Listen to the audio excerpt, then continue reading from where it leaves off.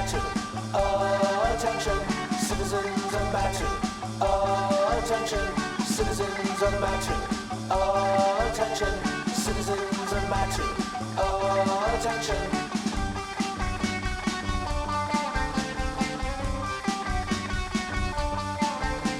Citizens of matter. Attention. I have come from the 17th dimension to here to tell you I broke the dissension and that my orders can never be questioned. Citizens of matter, I must have your attention. Citizens of matter, I must have your attention. You've gotten away with it for so long. My time will only make me strong. Now I must sing to the gathered throng. You pronounce the name of your town.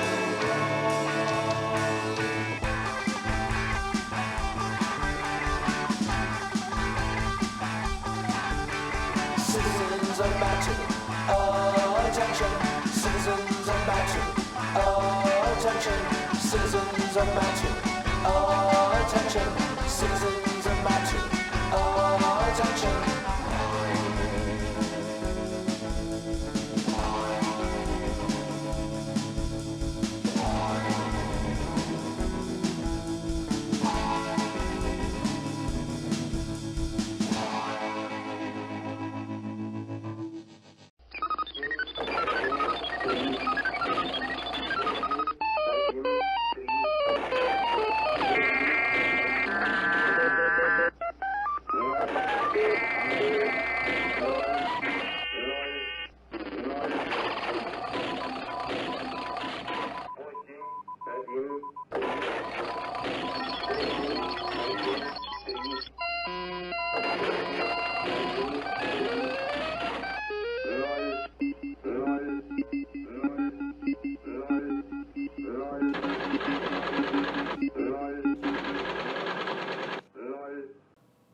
Before I begin, the first thing I want to say is, I know we all have our differences, politics, religion, race, but one thing we can all agree on is 1983 is finally over, and hallelujah! I join with our B-list actor turned D-list president in saying, don't let the door hit ya, where the good Lord split ya. The only good thing about 1983 is that it's over, and there is no way we'll ever have a year that bad again. Now on with the show. Our top story tonight. Enough already! It's the first week of 1984, and I can't take it anymore. You haven't read this book since you were forced to in high school. You didn't understand it then, you don't understand it now. You didn't even have the good sense to flip through it before you started your article. Your take is garbage. Your conclusion's ridiculous. You probably wrote it last year instead of whatever dumb shit they pay you to write normally, so you can take the week off. Well, fine. Enjoy ejaculating all over the place while you can. You won't get an opportunity for a headline this easy to write until May 26th, 1987. The 20th anniversary of the release of Sgt. Pepper's Lonely Hearts Club Band. Oh, it is a good one, isn't it?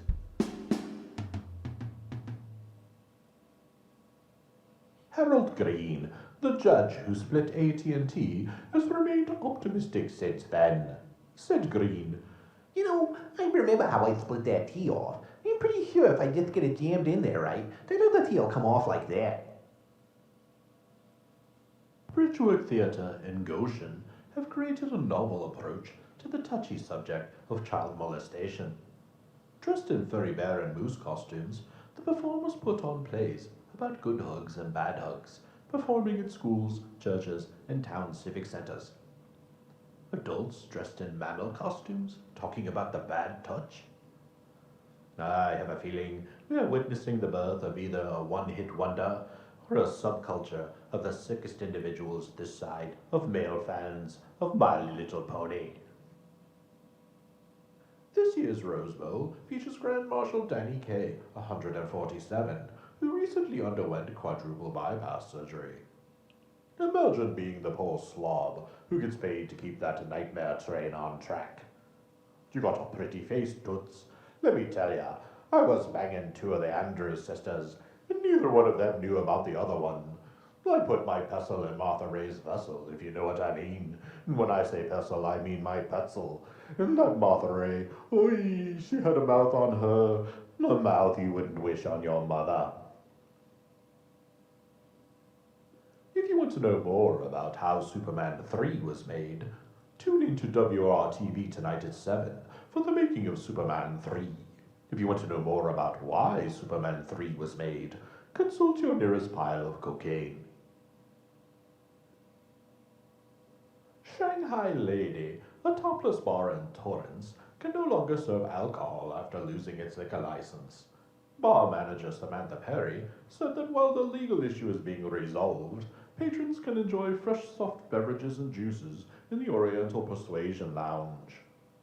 Longtime customer Otis O'Toole tells us, "The girls here are great. They got a new girl, Patty, and she says, I don't need a license to liquor. And I don't even know her." Police in Phoenix are baffled by a human finger which was mailed to a Japanese restaurant on Friday, saying it was probably some sort of prank. The finger had no fingerprint and had been kept in a preservative to keep it from decomposing, which is exactly what you would do for a prank.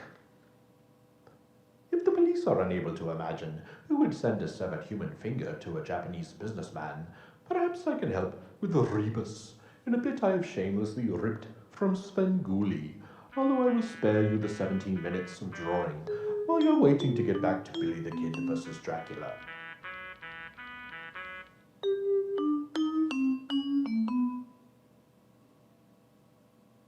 Battered, exhausted, and unable to continue, Patricia Kane has seen her efforts to get a star on the Hollywood Walk of Fame for actress Natalie Wood sink beneath the surface, never to rise again.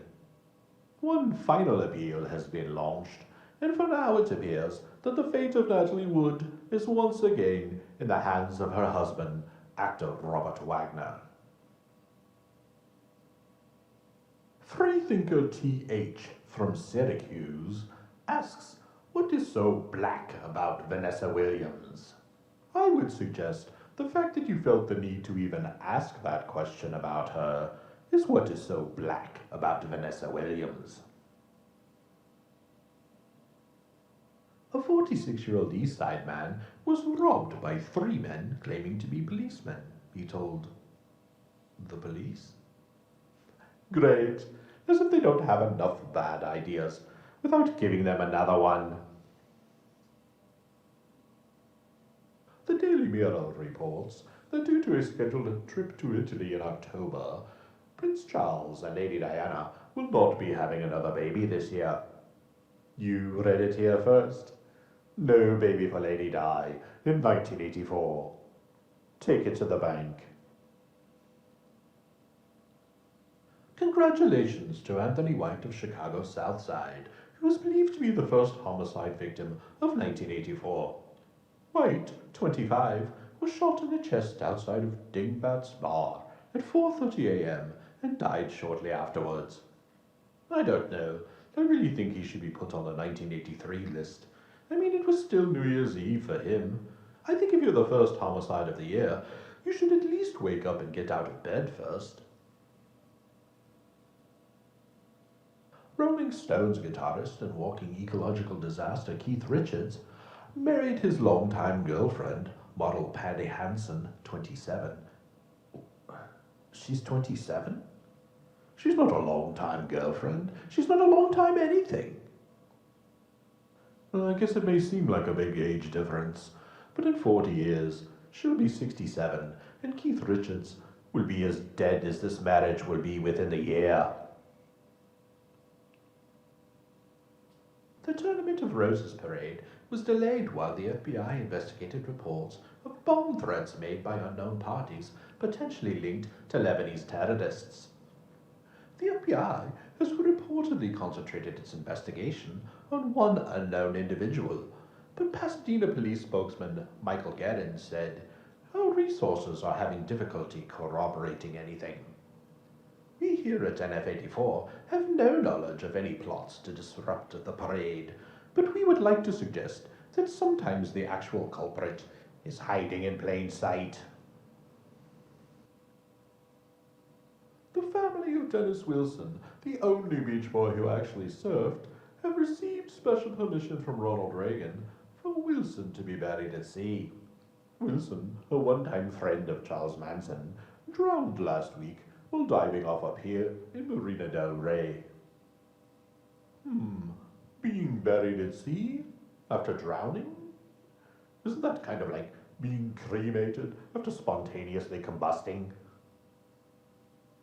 I have an awful vision of a future headline. Beached Boy. Tonight's program is brought to you by Kentucky Fried Chicken. And now suddenly I am very sad. Well, anyway, at Kentucky Fried Chicken, we do chicken right. Tonight's show is also sponsored by Heineken. Good God, you too, Heineken? Well, Heineken. People who say they only drink good beer, but don't actually know any good beers, ask for Heineken. And now, back to the show. Variety is reporting that director John Landis has managed to get the phrase "see you next Wednesday" into every one of his projects, with the exception of his segment in the Twilight Zone movie. A scene with the line had been filmed, but like Vic Morrow's head, it was removed in the final cut.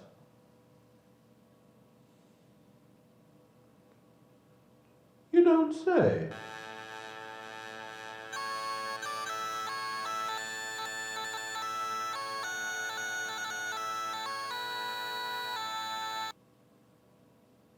Authorities have named rock star terrorist Carlos-the-Jackal a suspect in a series of terror attacks earlier this week in France and Lebanon.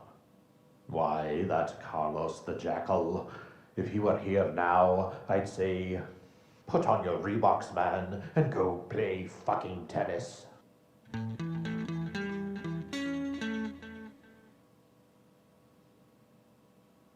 Dear Abby reports on a father in British Columbia who wants a sex change if his third child is a girl. And I am completely dumbfounded. Doesn't he realize he can just get a vasectomy? Why throw the baby out with the bathwater? Condemned killer Delma Banks gained a reprieve because authorities in Austin never received the proper paperwork and were unaware he was scheduled to be executed. Prison officials say that might explain why Banks was seen standing near the execution chair for several hours on Wednesday. Said spokesman Rick Hartley, "We just figured maybe he was trying to get used to it or something." Really? The death penalty? Night court? I mean, it is the first season, which is just all over the place. There's no Ross, no Christine, no Mac. But come on, the death penalty? It was still pretty funny. Well, for Christ's sakes, Reinhold Luigi wrote for Barney Miller, you fucking hack. Lampasas County Sheriff Gordon Morris says that police have a suspect in a triple slaying in the tiny Texas town of Lomita, population 4.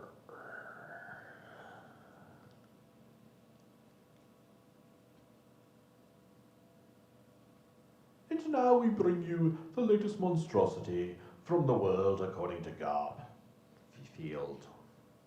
That is quite a winner. You see, he got to use the same line art 3 times, as well as give me an image that will haunt me from now until the day I enter the grave.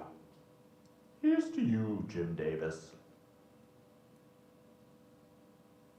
The Nuclear Regulatory Commission's Advisory Committee on Reactor Safeguards has proposed new rules for fixing cracks in nuclear power plant reactor pipes. Yeah. The first rule is fix the cracks in the reactor pipes. Yeah. Seems like a good one. Yeah, fix those cracks. Yeah. After losing $500,000 in bad deals, a disgruntled Pittsburgh investor dressed as Santa Claus abducted his broker from a Christmas party and held him hostage for 12 days in a homemade torture chamber. Certainly I can sympathize, but I don't have that problem, because my broker is E.F. Hutton, and E.F. Hutton says, help me! Anybody there? Help! Janice from Kankakee writes to Dr. Wallace, I read that too fast. This joke doesn't even make sense anymore. Well, let's just do the next one. This portion of the news is brought to you by Windorama. The Giant has returned with new inventory. Save up to 50% on Anderson windows and beat those 1984 prices. Like the Giant says, I can't watch you sleeping at night in your second floor bedroom if you don't have one of the Anderson windows. now back to the program. Well, that should do it. Peace in the Middle East at last. This just in. Immediately after serving as Grand Marshal of the Rose Bowl Parade on Monday, actor Danny Kaye was taken to Cedars-Sinai Hospital in Los Angeles. We here at NF84 have always loved Danny Kaye and wish him a speedy recovery. You know, on the one hand, I look at this picture and go, ugh.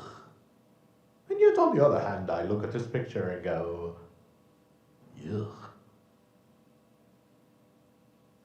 Second time's the charm, as contractually credited drummer for the Beach Boys Dennis Wilson was in fact buried at sea. Good God, is that the after picture? He looks like the Minnesota Iceman. I mean, see, that's what he wanted. They could have just left him alone. Medium talent Chevy Chase, the star ordeal of the century, the movie which tried to smother Sigourney Weaver's career in the cradle, has formed his own production company called Cornelius Productions, named after the friendly chimpanzee from the Planet of the Apes movies. No, excuse me, that is apparently his real name. Well, you know what they say. If you're such an asshole that no one wants to work with you, you might as well make them work for you. Well now, if 8.2% unemployment is enough to get the president re-elected, imagine what 3.7% would mean. The International Bachelor Women's Society has released its list of the 10 most eligible bachelors, and topping the bill are Culture Club's Boy George, serial marrier Johnny Carson, and the A-Team's Mr. T. And women wonder why they can't find the right man. First of all, unless your name starts with a J, Johnny Carson is not going to marry you. He just will not change those monogrammed towels. And ladies, he may tumble for a boy, and he may tumble for George, but boy, George is not going to tumble for you. And as for Mr. T, he is known to pity fools, but not to pity fuck.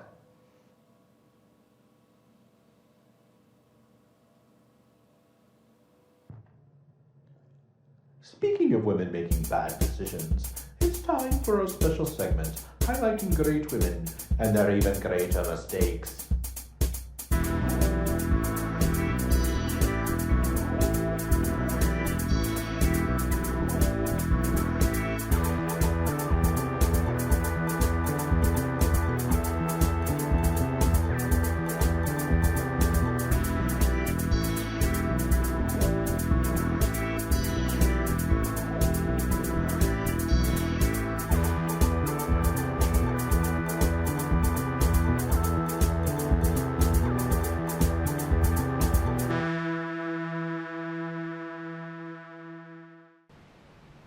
1983, 22-year-old Susan Jeske, an employee of the Eastern Onion Singing Telegram Service in Denver, Colorado, returned from her latest assignment with a wonderful story. Dressed as female empowerment and male sadomasochistic icon Wonder Woman, Jeske had been hired by the mother of a comatose girl at Denver General Hospital. After delivering this singing telegram, Jeske touched the girl, who moved slightly. Later, Eastern Onion got a call from the girl's mother, who said her daughter had awakened from her coma and asked, "Where's Wonder Woman?" Where indeed? Sensing an incredibly heartwarming and easily marketable story, Jeske's supervisors had the media contacted, and reporters rushed to Denver General Hospital to get an interview with the miracle child. Unfortunately, no such child could be found, nor could any be found in any of the other area hospitals. Confronted with this conundrum, Jeske admitted she had made the entire story up in order to include it on her resume for the Miss Colorado USA contest, in which she will be competing in February. Jeske was promptly fired. And like every Wonder Woman story, she learned that crime does not pay. Well, crime may not pay, but here in the 17th dimension, time has no sway. So let us, as they say, tell time to go unstuck itself.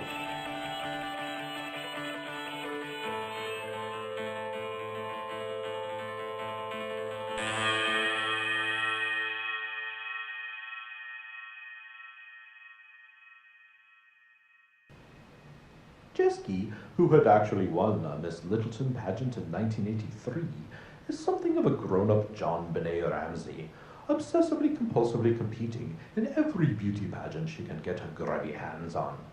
In fact, in 1997, at the age of 35, she will become the first ever Miss America. Wait, I said that wrong. She will become the first ever Ms. America, as in multiple sclerosis period America. A pageant so obscure it will not even have a Wikipedia page, and will have a website that would make Heaven's Gate look like Instagram. Apparently, she will use the prize money to actually buy the Ms. America pageant outright the following year, and will continue to run it until at least 40 years from now.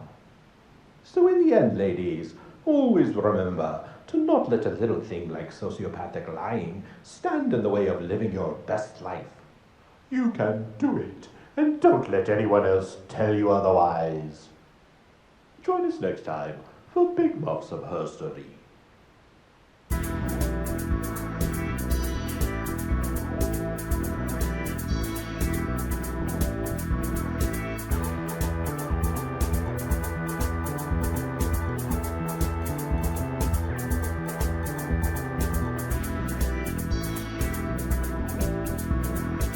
This series contains information based on time, experience, and culture. The producer's purpose is to suggest some possible explanations, but not necessarily the only ones, to the mysteries within itself.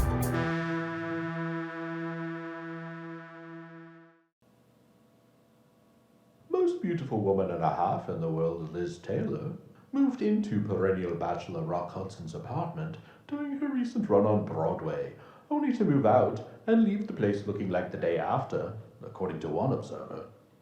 Hudson is said to be furious, telling friends that this is the last time he will ever hold Liz Taylor's hand. Listen, I don't want to be harping on Garfield all the time, but the entire premise of this strip offends me.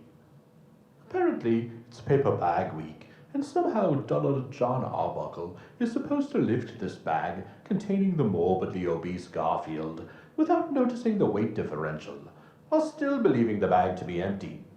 Then blow into said bag containing the lasagna-loving Toxoplasmosis factory without smelling him, and then strike the bag with such force as to produce a loud pow sound effect, despite the bag being, I would conservatively estimate, at least 95% filled with the rotund Orange Monday hater. As somebody who has spent many a night trying to put area cats into bags, I can tell you this is not only dangerous, but practically impossible. Wait, there are 9 kinds of cheese? Swiss, American, cheddar, Provel, Swiss. Wait, no. No. Let's just do the next one. We'll be here all day. The premiere of Lorne Michaels' latest masterpiece, The New Show, is scheduled for tonight on NBC. Michaels promises the show, which features ensemble comedy sketches and guest hosts including Buck Henry and Steve Martin, will be nothing like Saturday Night Live, because it is taped.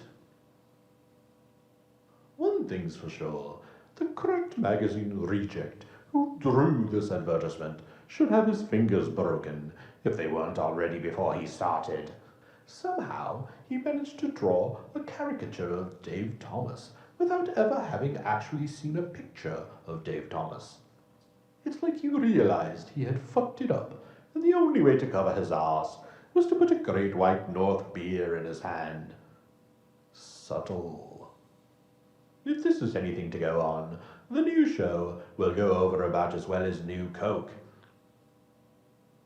No, but that hasn't happened yet. Oh, how racism came to Britain with the American Army. Ha ha ha ha. Nice try, Britain. Nice try. We learned it from you. Speaking of things we learned from Britain, tonight on Jim'll Fix It, 2 little girls get a train wave, courtesy of Jimmy Savile's magic wand. Oh, how could we know? How could we know?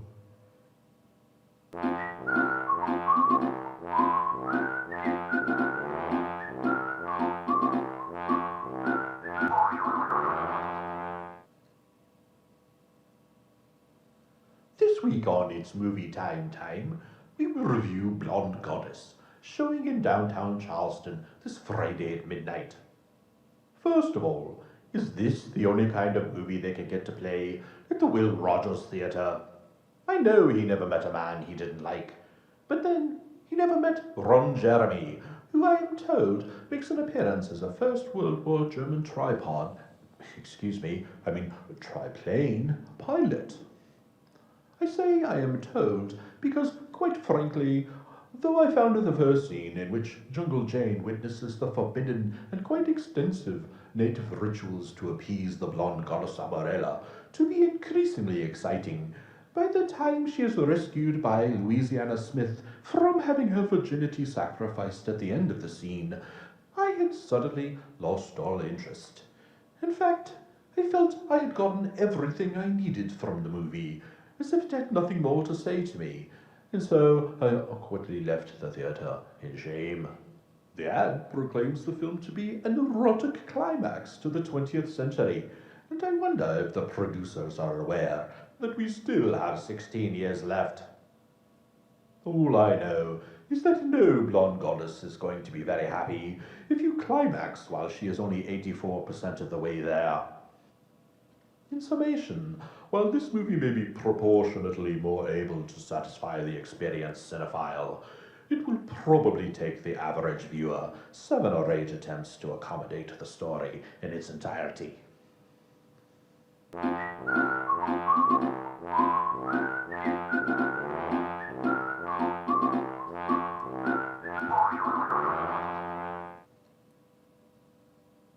I was just thinking about a couple of questions I've always wanted to ask Bill Tate. And there's Jim Kimball, reading my mind, reading my mind, reading my mind, reading my mind.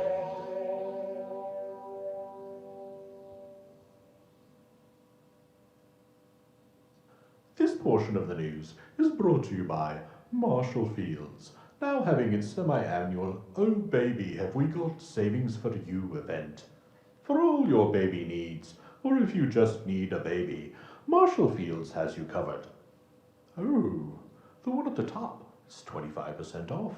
And the one in the lower left corner is only $13.99. What a bargain. Wait a moment. What's this? That's no baby. You expect me to fall for that? Again? Ladies and gentlemen, I regret to inform you that if you are looking for a baby to buy, don't bring your money to Marshall Fields. Now back to the show.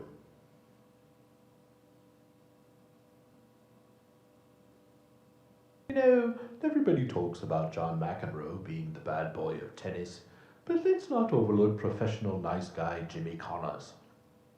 Imagine the kind of piece of shit you'd have to be to get sued by the 18-year-old girl who's run your official fan club for 5 years.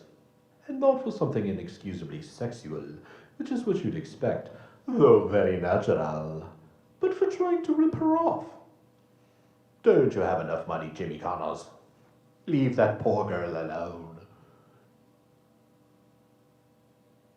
Despite not having been seen in public since last August, Soviet leader Yuri Andropov is said to be improving from an undisclosed illness, as well as being willing in principle to meet with President Ronald Reagan for arms control talks. Well, that's just great. Another decade of the kind of whiz-bang Soviet leadership we've come to expect from the Kremlin. See you soon, Yuri. You know, a lot of people don't know this, but Yuri is yet another perverted Japanese manga subgenre. What do you mean, how do I know that? No shame, son. We all do. We all do. And finally tonight, Professor Seymour Papert of the Massachusetts Institute of Technology has warned that getting too much computer could easily turn up a generation of psychotic children and psychotic adults. Says Papert, some get so involved with computers that they almost get addicted to them. It is very rare, perhaps 3 or 4 out of 1,000. Of computer-dependent youngsters, Papert said, they are more impersonal. They relate more to things than to people. People are defined by their sense of personal identity, their relationships with others. They could be dangerous people. What an idiot. And with that, you now have my permission to look away.